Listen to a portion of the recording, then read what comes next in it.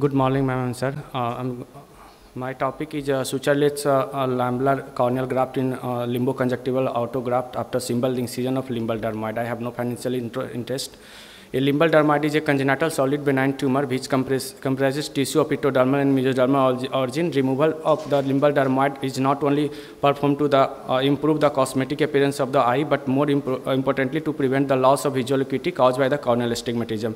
There are various techniques to remove the limbal dermoid, including bare excision, amniotic membrane transplantation, lamellar and penetrating keratoplasty.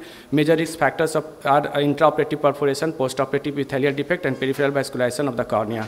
I am presenting this case is we report a surgical technique for the existing pediatric corneal limbal dermoid and sutureless lamellar corneal graft in 2 patients. On post-operative follow-up, we got visual acuity 6/6 and there was no sign of rejection seen. This technique offers improved long-term stable ocular surface and cosmesis. Case 1 is 6 years old boy presented with us with the right eye inferotemporal limbal dermoid of size 5 × 5 mm with base, corrected visual acuity was 6/12 with +1 diopter sphere and -4 diopter cylinder. Anterior segment OCT done, and we find out that this shows predominantly corneal involvement. Under general anesthesia, conjunctival peritomy done at limbal and base of the dermoid is identified and separated from the crescent blade meticulously. Surgical site make dry and clean. After applying the glue partial thickness donor cornea is placed on conjunctiva repositions. So this is pre or post picture and the post of day 1 picture.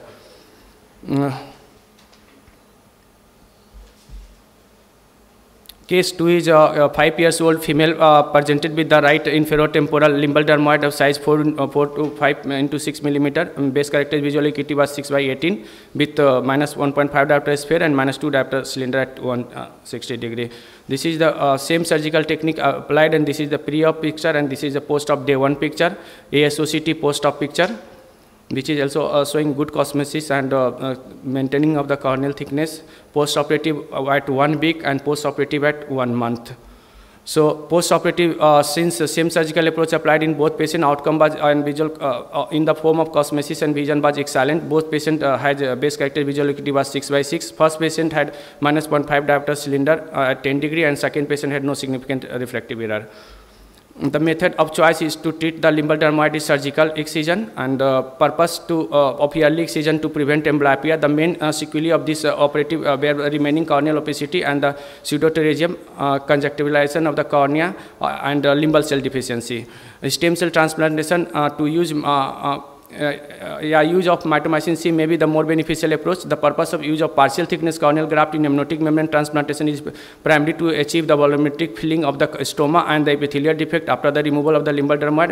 They also anticipate the reducing the scarring due to the faster epithelialization. This may show advantage in the term of shortening of the operating time because of conjunctival sutures could be skipped, and the aid of the fibrin glue, the need of the suture removal and the foreign body sensation from the conjunctival sutures could not be avoided. Which could be helpful as the surgical option in the for child with the congenital limbal dermoid. Take home message is sutureless limbal dermoid corneal graft after simple excision of limbal dermoid with use of the fibrin glue can be good choice for the treatment of the patient are selected appropriately. Video.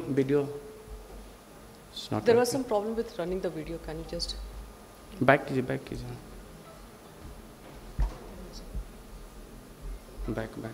Yes, sir. Bas.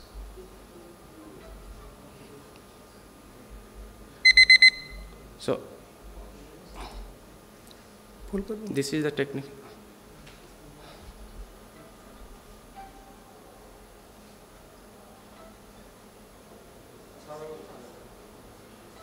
After conjunctival peritomy and fast forward, yes, sir.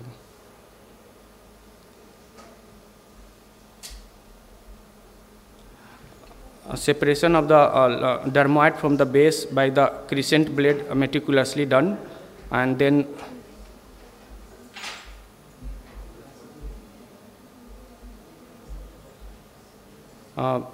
after complete removal, just making the dry of the base, and then we applied the glued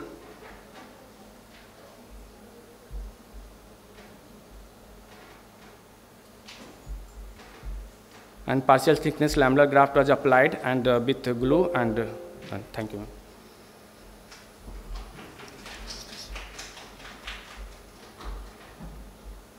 That was a wonderful presentation, Dr. That was a wonderful presentation, I should say. Ma'am, over to you. Thank you, Dr. Vidya. How would you tailor the thickness of your graft? Ma'am, depends upon the depth of that. On the basis of ASOCT, we have to see preoperatively how much corneal involvement is there.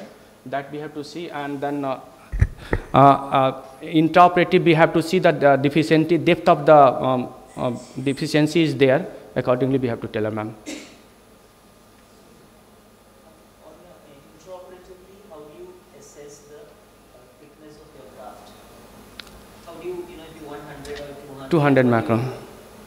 You use a 200 standard for Yes, yes, sir. How do you, so did you use 200 micron graft? Yes, yes, sir. Almost. And how did you get that 200 micron graft?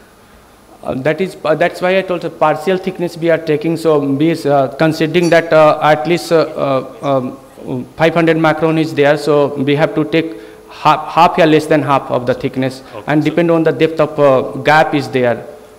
Yeah, so what happens is usually when we do a limbal dermoid, we dissect and usually we don't know what depth we are going. So sometimes it could be 300, it could be 400 also. That's yes, why sir. the reason why you put a corneal graft, because it becomes deep after dissection. To fill that depth, you want to put a corneal graft. Yes, sir. Yeah. I have just one thing with you. You have written the free paper title is Sutureless Limboconjunctival Autograft. Yes, sir. But you have put a lamellar corneal graft, right? With lamellar corneal, but topic was not taking full. That word should be limited. So in topic we have to put limited words, sir. Okay. So that full topic was there. Nice presentation with you. Thank you, Good. sir.